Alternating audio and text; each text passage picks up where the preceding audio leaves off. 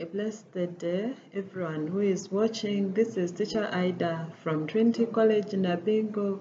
But let us first thank the Lord, our God, who has enabled us to see the sun and all the blessings of the day.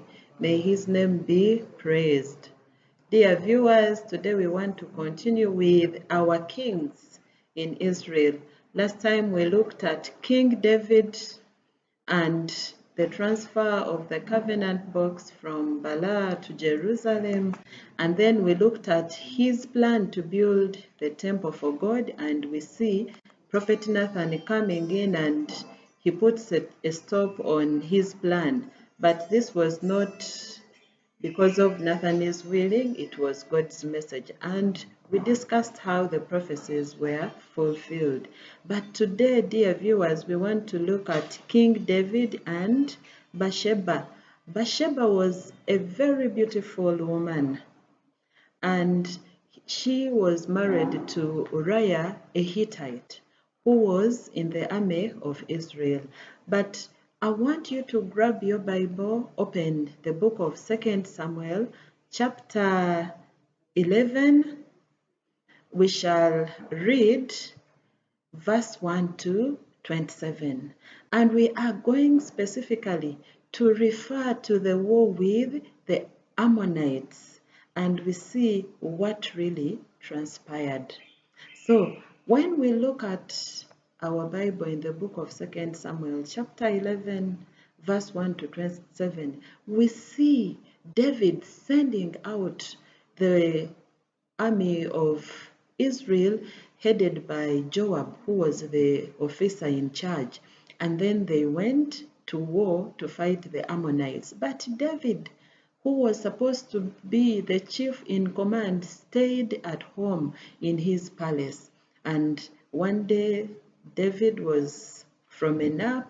He walked on the balcony of his palace, and here he saw a very beautiful Bathsheba, the daughter of Aram, bathing in the open. Bathsheba was so beautiful that she attracted the king's desires. And now we are seeing David sending a messenger to find out who really this woman was. And then the messenger finds out that she was Bathsheba, the wife of URIAH the Hittite, one of the officers in the army of Israel. So David sent for her through that messenger. They brought Bathsheba. We are seeing the king of Israel breaking the covenant law, which was saying that no sex had to be done by any Israelite when the covenant box and the arm of Israel was at war. So the Bible tells us that Bathsheba had just completed her monthly purification rituals after her days of a woman. And now here David makes love to her, and Bathsheba finds out that she was pregnant after some time. Then Bathsheba sends this message to David, and David was not scared at all. She sent for Bathsheba, and then David, what he did, he sent a message to Joab, the army commander, that URIAH should come home. Then the Hittite came. David asked him how was the war and how was the army and all the other officers. Now we are seeing David persuading URIAH to go home and rest. But the Hittite, being a non-Jew, he knew all the laws concerning the war and the covenant box being at the forefront. URIAH did not go home, but he stayed at the palace gate with the guards who were guarding the king. Then we are seeing David getting the message that URIAH did not go home. What was the intention of David sending URIAH at home? Dear viewers, girls and boys, you will find out what was David's intention of sending URIAH to his home. But After finding out that Uriah refused to go home and have sex with the wife, David wrote a letter instructing Joab to put Uriah at the forefront. You can imagine. But Uriah being so faithful, he took the letter to Joab without even reading it, handed over the letter to Joab, the army officer. The content of the letter was saying, please put Uriah where the war is most fiercest. So Uriah was put at the war front, and in the process, we are seeing Uriah being killed by the Ammonites. David remained at home, and then Joab writes to him, telling him that the war was completed. But unfortunately, Uriah, one of your army men, was killed. Then immediately, we are seeing the king sending for Bathsheba. Bathsheba came to the palace and she became David's wife. So when you read that story in 2 Samuel chapter 11, you'll find out more reasons. Now, due to time factor, let us look at the circumstances that led to the death of Uriah the Hittite. Why do you think Uriah died? What reasons were behind the death of Uriah? Uriah carrying that letter to the army officer, Joab, without opening it, what does it show to us who are living today? As you're having that question in your mind, which you're going to answer and discuss with your friends, let us look at these reasons, the circumstances that led to Uriah's death. One, we have the war that Israel had with the Ammonites. If that war did not happen, maybe Uriah would still be alive. We are having the idleness of the king. It was a must, it was a law that a king of Israel had to go to war with the covenant box and the other officers in the army of Israel. But we are seeing David majestically staying at home. Maybe if he had gone to war to fight, he wouldn't be idle to walk on top of his palace on the balcony. Then another reason was Bathsheba bathing in the open. Why did Bathsheba bathe in the open during day? Maybe she had no bathroom. So that also was a factor, because the king saw this beautiful woman bathing, and then this one aroused his interest in the woman and sent for her. We have another reason, which was the lust of David. David had so many women in Israel, but then the lust forced him to send for Uriah's wife, and then he made love to her. This was uncalled for as the king of Israel. Then, in the process of her making love and having sex with Uriah's wife Bathsheba, the woman got pregnant. And what would the woman tell the husband? Definitely that was something bad for a married woman to get pregnant, yet it is not for the husband. Now, David making Bathsheba pregnant, this worsened the situation, hence leading to the death of Uriah, because David wanted to hide all the evidence that he is responsible. That is why in looking at chapter 11, I asked you a question. Why do you think David called Uriah and told him to go home and sleep?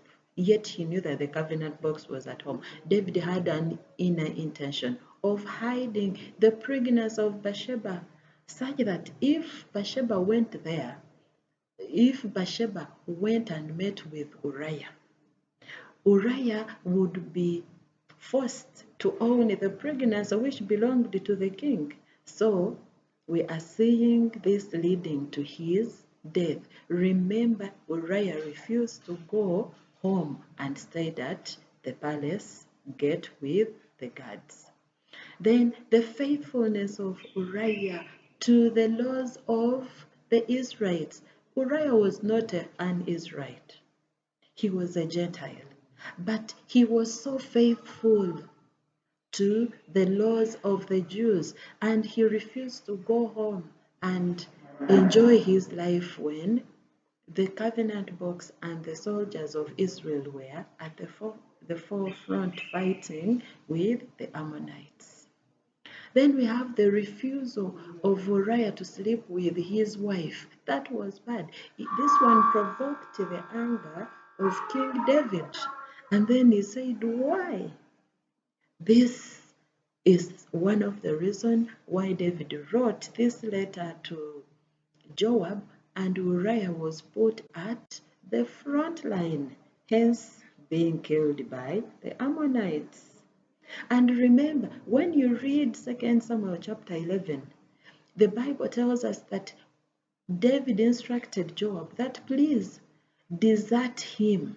When you see the Ammonites coming, leave him there so that he can be attacked and then be killed. So once he refused to sleep with his wife, we are seeing him dying. The failure of the king of Israel, David, to follow the Israelites' laws concerning the war. In the Bible, we read in this story that no sex was allowed during this period of fighting because those wars were holy according to the laws of the Israelites. And God was heading them, God in the covenant box, because we know that the covenant box represented the presence of Yahweh. So David's failure to observe these laws led to the killing of Uriah. Bathsheba's acceptance to have sex with the king. How I wish that Bathsheba refused to have sex. You would ask yourself, but how? He is the king. Remember, we have our integrity and morality. So we can discuss that as scholars of the Bible. But Bathsheba accepting to have sex with the king also led to the killing of Uriah. If Bathsheba had refused, putting other factors constant, maybe Uriah would still be alive. So as you read this chapter, 2 Samuel chapter 11, verse 1 to 27, you will discover so many reasons that led to the death of Uriah. There is a question which is usually asked. It was Uriah's faithfulness to the laws of the Israelites concerning the war that made him to die. So girls and boys, they want you to first of all discuss the factors that relate to Uriah as a person. Then you bring in other factors. Those of David staying at home, Bathsheba's beauty, Bathsheba's washing in or bathing in the open. But before we end today's lesson, we want to have this assignment. And please do it with all your heart. You can call a friend and you discuss and then find out what lessons do political leaders learn from Uriah's death. Political leaders, that is the audience of our question. And if you want to pass this question, you must observe, you must respect the audience. The audience is political leaders and what they learned from the death of URIAH the Hittite. It is a must for you to qualify your lessons. We know the qualifiers we use for our lessons. Christians should, we say political leaders should, political leaders learn to, political leaders are called upon, and so many others. Your lessons should be positive. No negativities are expected to be raised. So please, you can discuss this question and then you will present your findings.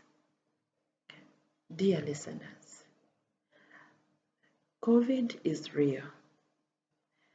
Protect yourself, wash hands, sanitize, stay at home. The Lord is watching us.